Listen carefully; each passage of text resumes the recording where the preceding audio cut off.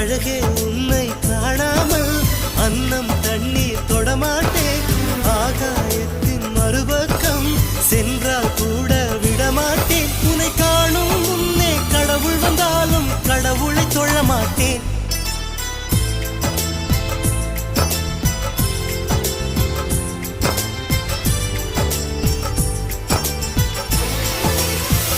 எங்கோ ஓர் சாலை வளைவில் உன் பிம்பம் தொலைந்ததடி.